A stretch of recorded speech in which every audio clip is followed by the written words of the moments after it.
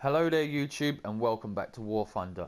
So today I'm just going to be having a little chat with you guys. So there's not going to be actual gameplay footage in this video. That will be coming in the next one, which will be in a few hours once I've done today's event. So if you want to skip this video, that's fine. If not, please stick around and listen to what I've got to say and let me know what you think. So what I want to talk about is the direction in which the game's going. Over the last year and a bit, we've had major updates on the game. Heat FS, ATGMs, the MiG-17, the Hunter, which is pushing the game sort of into or towards the early 70s.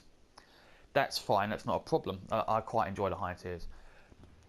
This year, 2017, we're going to be getting naval forces and then after that World War mode, which is going to combine land, sea and air on one map, which is very exciting and I'm looking forward to that. But where does the game go after it hits World War mode? Do they continue to push into the 70s, 80s with possibly Harrier jump jets or helicopters? Even though they said no helicopters, I don't know. They said no missiles, but here we are with missiles. Maybe the next few updates are going to be to bolster the Japanese tech tree for ground forces, especially tier 5. Maybe an ATGM for them. Maybe some more attacker aircraft. I don't know. No word from Gaijin as ever.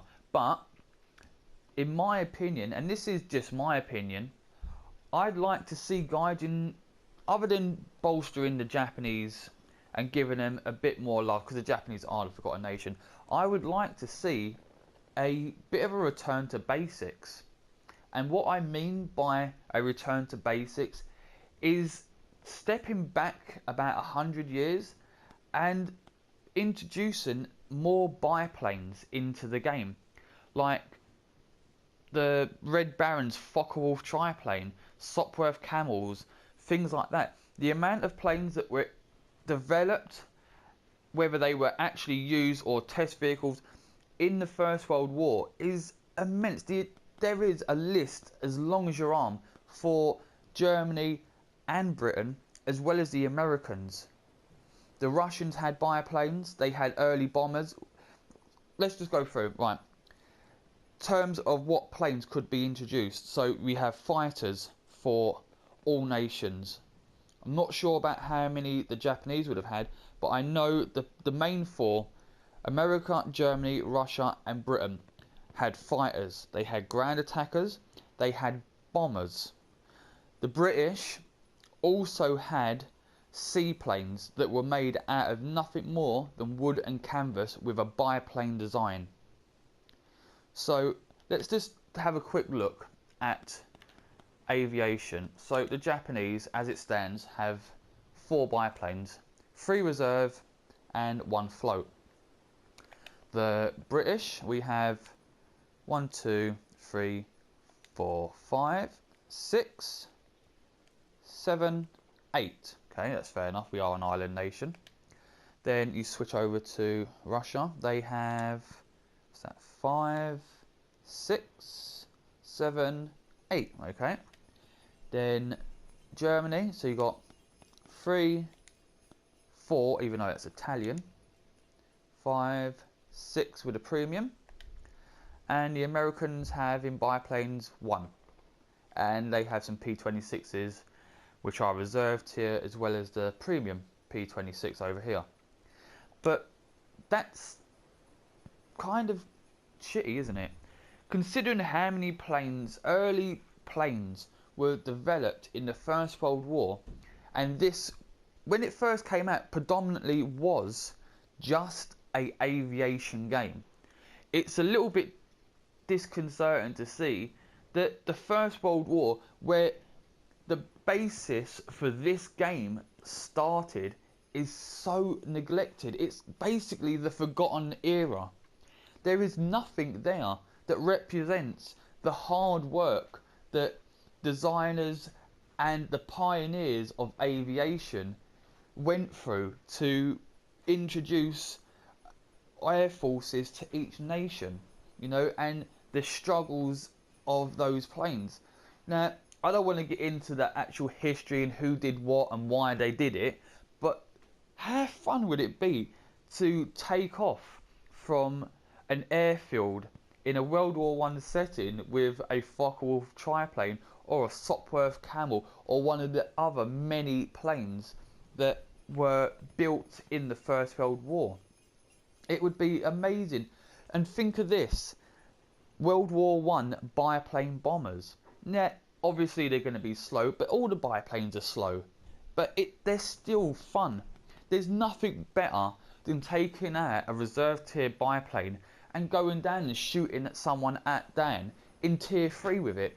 I've even shot down a jet in a tier 1 plane, a reserve bloody plane.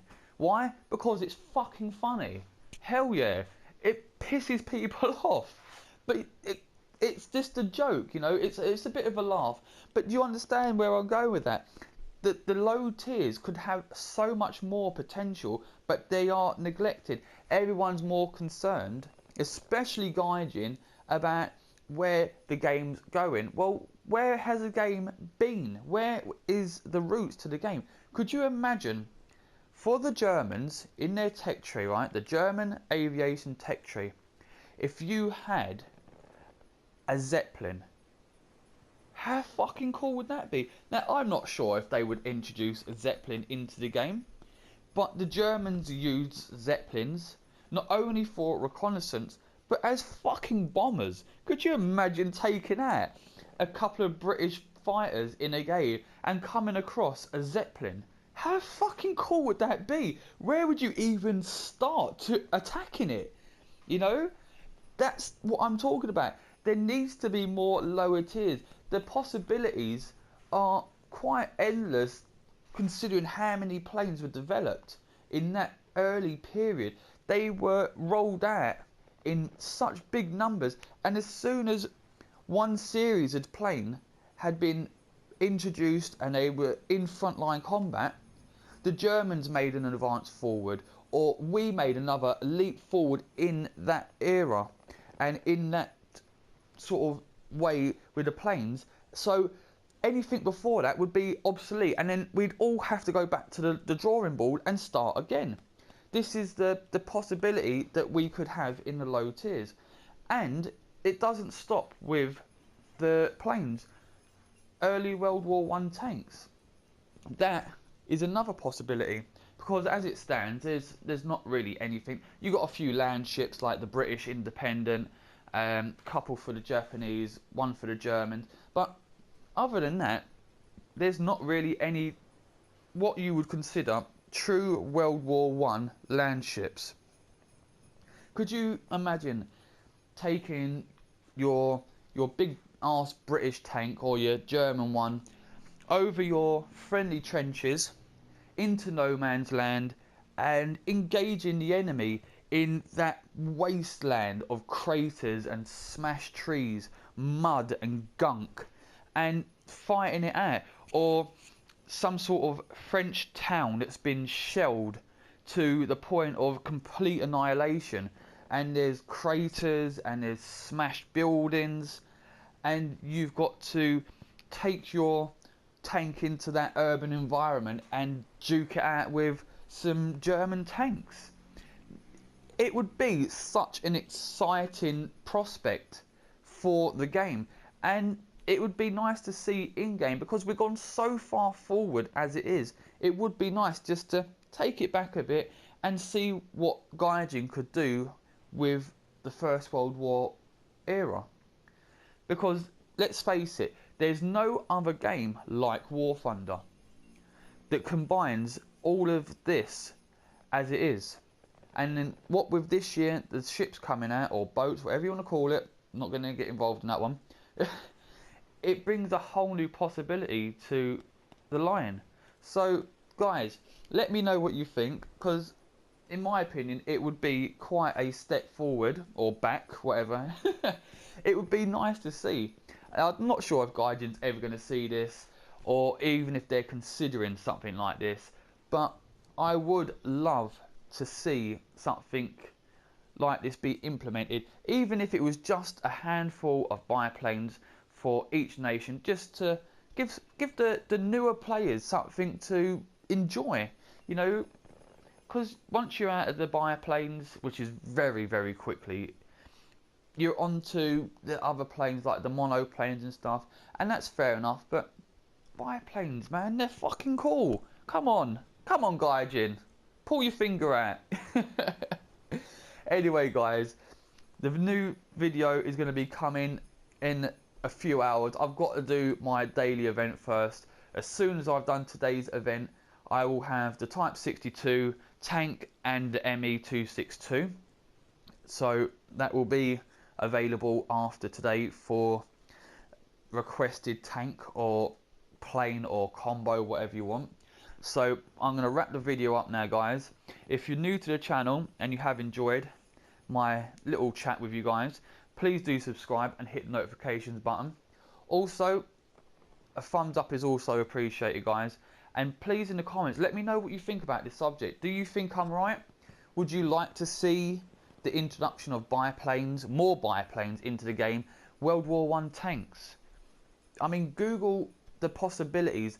It literally takes 2 seconds and you will find lists upon lists of aviation and tanks, even very early First World War patrol boats, attack boats. So the possibilities are endless, guys. So let me know what you think. So until next time, guys, have fun, and I will see you really soon.